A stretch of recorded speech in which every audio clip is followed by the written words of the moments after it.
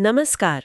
भारत के दो सबसे बड़े राष्ट्रीय पर्व हैं 15 अगस्त स्वतंत्रता दिवस और 26 जनवरी गणतंत्र दिवस। जी। लेकिन कई बार लोगों को थोड़ा कंफ्यूजन रहता है कि इन दोनों मौक़ों पर मतलब राष्ट्रीय ध्वज फहराने का तरीका अलग क्यों है।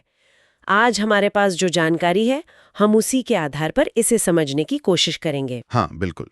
ये एक आम सवाल है और इसका जवाब काफी दिलचस्प है। तो हमारा मकसद यही है कि ये जो 15 अगस्त को ध्वजारोहण होता है और 26 जनवरी को ध्वज फहराना, इनके बीच का जो मुख्य अंतर है उसे समझें, और ये भी कि ये अंतर क्यों है, इसका ऐतिहासिक और प्रतीकात्मक महत्व क्या है।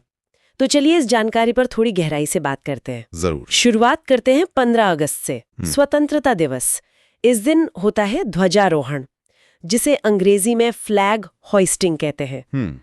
जानकारी के मुताबिक इसमें झंडे को नीचे से रस्सी के सहारे ऊपर खींचा जाता है पोल के टॉप तक, और फिर वहां पहुंचकर उसे खोला जाता है। जी। ये देखने में भी काफी अलग लगता है ना? बिल्कुल।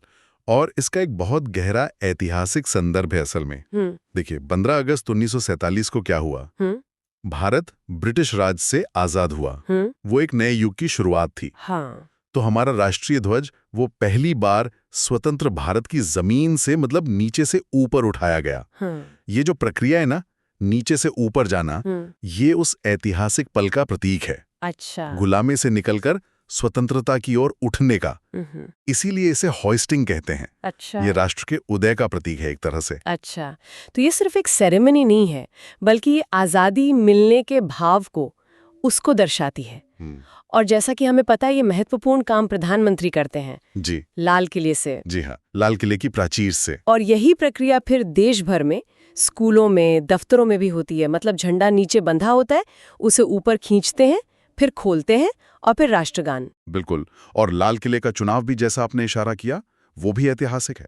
वो मुगल काल से लेकर आजादी की लड़ाई तक भारत के इतिहास का केंद्र रहा है। तो वहां से प्रधानमंत्री का ध्वजारोहण करना उस निरंतरता और स्वतंत्रता के मूल्य को दिखाता है। ये दिलचस्प है। अच्छा, अब आते हैं 26 जनवरी पर, गणतंत्र दिवस। इस दिन होता है ध्वज फहराना, यानी फ्लैग अनफर्लिंग। यहाँ क्या अलग है? हाँ, यहाँ प्रक्रिया अलग है। मिली जानकारी यही कहती है कि गणतंत्र दिवस पर झंडा पहले से ही पोल के ऊपर बंधा होता है, टॉप पर। उसे नीचे से ऊपर नहीं खींचा जाता, बस समारोह के दौरान रस्सी खींचकर उसे वहीं खोल दिया जाता है, जिसे फहराना या अनफर्लिंग कहते हैं। पर ऐसा क्यों? मतलब जब देश आजाद हो ही चुका था, तो फिर से नीचे से ऊपर क्यों नहीं? हाँ, इसका भी अपना ऐतिहासिक और संवैधानिक महत्व है। देखिए, 26 जनवरी 1950 को क्या हुआ? भारत का संविधान लागू हुआ और भारत एक संप्रभु गणराज्य बना। हाँ, रिपब्लिक। सही। तो 15 अगस्त 1947 को हमें राजनीतिक स्वतंत्रता मिली, पर 26 जनवरी 1950 को हमने खुद को एक संपूर्ण गणराज्य के रूप में स्थापित किया, अपने संविधान के साथ। तब तक भारत एक स्वतंत्र देश के तौर पर दुनिया में स्थापित हो चुका था। इसीलिए झंडा पहले से ही अपने सम्मानित स्थान पर, मतलब ऊंचाई पर मौजूद होता है। उसे सिर्फ खोलकर फहराया जाता है। ये इस बात का प्रतीक है कि देश पहले से स्वतंत्र है और अब अपने बनाए संविधान के अनुसार चल रहा है। ये एक स्थापित गणराज्य और संविधान के लागू होने का उत्सव है। समझ गए। तो 15 अगस्त को झंडा नीचे से ऊपर जाता है, आजादी मिलने का प्रतीक, और 26 जनवरी को वो पहले से ऊपर होता है, सिर्फ खुलता है, स्थापित गणराज्य और संविधान का प्रतीक। और ये रस्म राष्ट्रपति निभाते हैं राजपथ पर, प्रधानमंत्री नहीं। बिल्कुल सही कहा आपने। राष्ट्रपति हमारे देश के संवैधानिक प्रमुख हैं, हेड ऑफ स्टेट, और गणतंत्र दिवस मुख्य रूप से संविधान का पर्व है, तो उनका ध्वज फहराना बिल्कुल तार्किक है। और राजपथ पर जो परेड होती है वो भी भारत की सैन्य शक्ति और सांस्कृतिक विविधता को दर्शाती है, एक स्थापित गणराज्य के तौर पर। तो अगर हम इन मुख्य अंतरों को एक बार फिर से देखें संक्षेप में, पहला तो अवसर हो गया 15 अगस्त स्वतंत्रता दिवस बनाम 26 जनवरी गणतंत्र दिवस। हाँ। दूसरा प्रक्रिया, नीचे से ऊपर खींचना यानी होइस्टिंग बनाम पहले से ऊपर बंधे झंडे को खोलना, अनफॉलिंग। सही।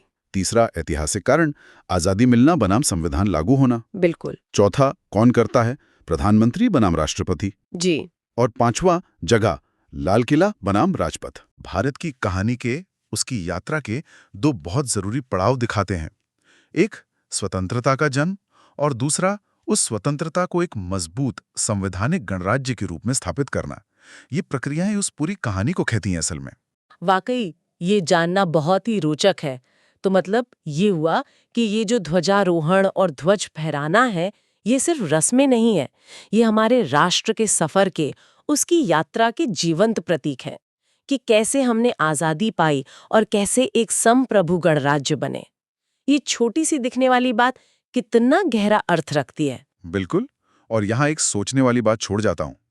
क्या हमारे रोजमर्रा के जीवन में, हमारे आसपास और भी ऐसे प्रतीक या परंपराएं हैं जिनके इसी तरह गहरे ऐतिहासिक या सांस्कृतिक मतलब हैं, पर हम शायद उन पर उतना ध्यान नहीं देते? ये सोचने का एक अच्छा बिंदु